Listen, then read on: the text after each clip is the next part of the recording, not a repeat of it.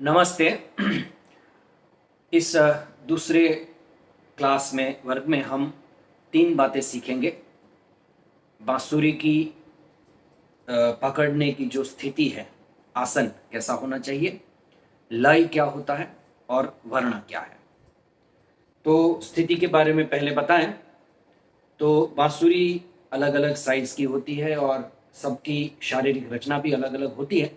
तो एकदम अ, सुदृढ़ रूप से तो हम नहीं कह सकते और नहीं कहना चाहिए कि ऐसे ही बांसुरी पकड़ेंगे। अलग-अलग कलाकार, वादक अपनी सुविधा क्षमता अनुसार बांसुरी बजा सकते हैं, पकड़ सकते हैं, लेकिन कुछ-कुछ जनरल बातें जैसे अ, ये जो उँगली है उसमें अलग-अलग हमारे पार्ट हैं। तो पहली 2 उँगलियों के बीच वाले जो पार्ट है उसका उपयोग करके ये पहले 2 होल बंद करेंगे। अगर आप दाहिने हाथ से अपना ज़्यादातर काम करते हो तो दाहिना हाथ फ्लूट के छोर साइड रहेगा और बाएं हाथ से ऐसे पकड़ेंगे और तीसरी उंगली का जो पहला पार्ट है वो यहाँ लगेगा, जिससे ये एकदम अच्छे से बंद हो जाएंगे ये हॉल। ठीक है, ऐसे ही दूसरी उंगलियों से भी पहले 2 पार्ट जो है उसको हम उपयोग करके बाकी के 2 और फिर तीसरी उंगली से चाहे पहला या दूसरा जो भी सूट हो फ्लूट की साइज़ और आपकी उंगलियों की लेंथ के हिसाब से, तो ऐसे करना है। फिर पोजीशन लेकर हल्के से हम फूकेंगे।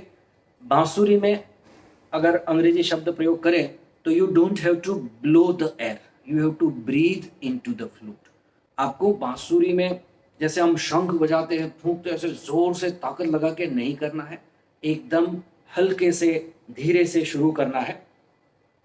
चेहरे पर बिल्कुल कोई तनाव नहीं होना चाहिए, एकदम आराम से रिलैक्स होकर मन शांत करके बजाओ तो एकदम सुरीली और मीठी आवाज निकलेगी।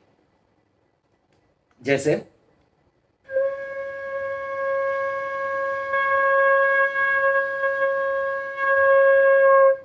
ये अंगूठा थोड़ा सा ऐसे सपोर्ट में आएगा और टाइट होल्ड नहीं करना है, रिलैक्स एकदम, लेकिन हवा बिल्कुल नहीं जानी चाहिए जो होल आपने बंद किए हैं। ये हो गई स्थिति। हाँ, आप कमर से नीचे का हिस्सा चाहे सुखासन में पालथी मारकर बैठ सके या चेयर पर है तो पैर नीचे लटकते हुए कैसे भी बैठ सकते हैं आराम से, लेकिन ऊपर बैक स्ट्रेट, सो दैट आपके जो फेफड़े हैं उसमें पूरी पूरी आप हवा भर सको और एक पूरी सांस आप बांसुरी बजाने में उपयोग कर सको। तो कमर गर्दन सीधी रखकर ये बांसुरी जो है शुरू में प्रयास करिए कि ज़मीन के समानांतर रहें और ये हाथ ऐसे थोड़ा सा उठा हुआ, सो दैट आपके पास अच्छा सा एक ये पोजीशन बने, क्योंकि स्थिति या आसन हम जिसको कहते हैं वो बहुत ही महत्वपूर्ण है हमारे सारे कार्यों में। हम कुछ भी काम कर रहे हैं, हम भौतिक रूप से कैसे स्थित है। आपने श्री कृष्ण की प्रतिमा मूर्ति का भी दर्शन किया होगा, वो एक पैर ऐसे लगा के, so it also gives a great feeling. तो एक कंफर्टेबल और एकदम आरामदायक स्थिति है, जिस स्थिति में आप आराम से बैठ सकते हो उसी स्थिति में ये बांसुरी बजाएंगे, क्योंकि हमारा ध्यान इसकी ध्वनि और नाद के ऊपर हमें केंद्रित करना है, तो दूसरी जो भौतिक बाधाएं हैं वो नहीं आनी चाहिए। तो अच्छे से पोजीशन लो, अपना आसपास का प्रीमाइसिस थोड़ा ऐसे क्लियर करो, जगह बनाओ और फिर धीरे से इसमें हवा फूकेंगे।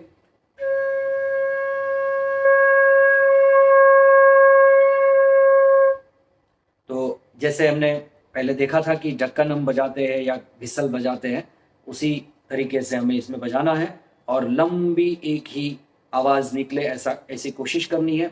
अब आप अलग-अलग कॉम्बिनेशन से भी इसको चेक कर सकते हैं। जैसे मैंने ये 2 होल बंद रखे हैं, एक ही होल खोला है, मतलब बाएं हाथ से दाहिने हाथ से तीनों ही होल खोल रखे हैं।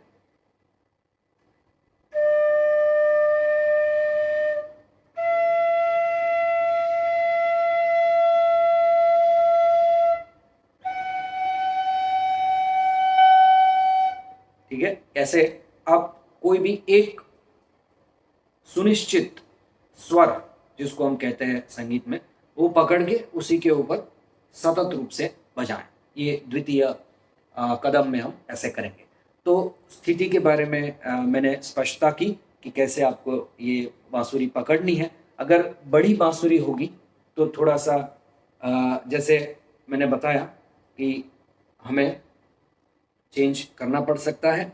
तो ये तीसरी उंगली जो है दाहिने हाथ की, वो अपने आप पहला हिस्सा ही इसमें बैठ रहा है, दूसरा हिस्सा बिठाना थोड़ा मुश्किल हो जाता है। तो ऐसी स्थिति में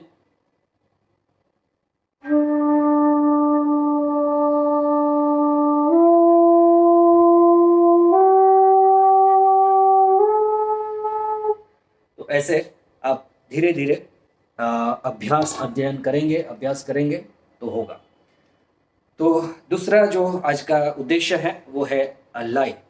लय बहुत ही गहरा विषय है और ऊंडाण से और गहराई से हम आगे पढ़ेंगे इसके बारे में।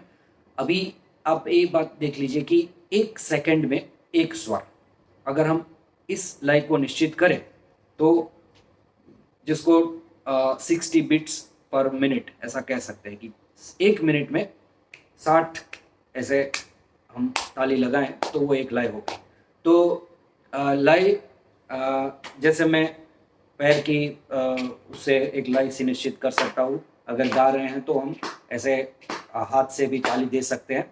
तो ये एक लय हो गया, ठीक है।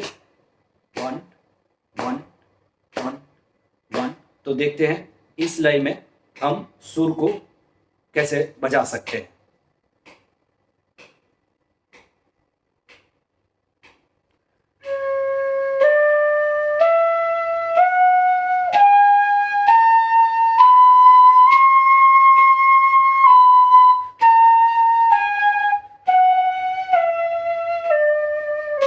अभी हम स्वर के कोई नाम नहीं दे रहे हैं, जस्ट लय क्या है वो मैं बता रहा हूं।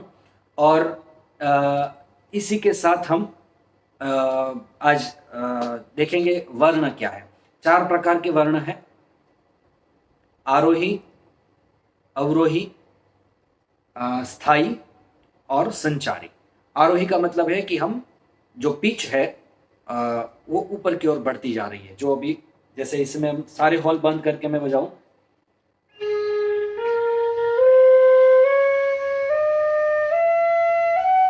तो ये आरोही था, नीचे से ऊपर की ओर जा रहा था पिच के संदर्भ में।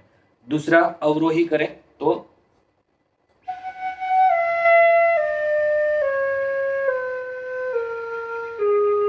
नीचे। और स्थाई जो हमने शुरू में किया था कि सारे ही स्वर को एक ही स्वर पे हम रुके तो उसको स्थाई कहेंगे।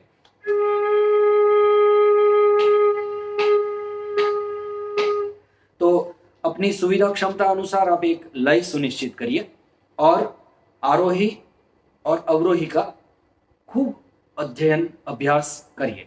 जैसे कि ये सारे होल बंद करके हम सिर्फ 6 स्वर लेते हैं शुरू में करने के लिए। सारे होल बंद करके हम बजाना शुरू करें।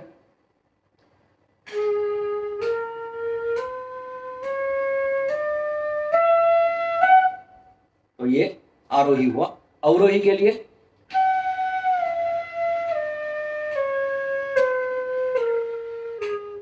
तो ऐसे हम आरोही और अवरोही और इन तीनों का, आरोही, अवरोही और स्थाई, ये तीनों वर्णों का हम अगर संयुक्त रूप से कुछ उपयोग करते हैं तो उसको हम कहेंगे संचारी। जैसे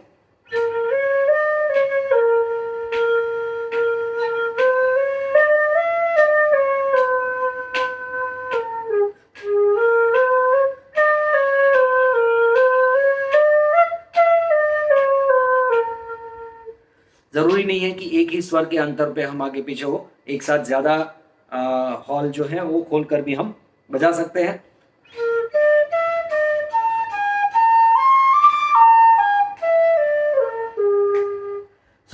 अभी और कुछ नहीं, सिर्फ सुनिश्चित लय पर आरोही, अवरोही, स्थाई या संचारी कोई भी एक इसमें से हम पसंद करके उसको बजाने की कोशिश करेंगे।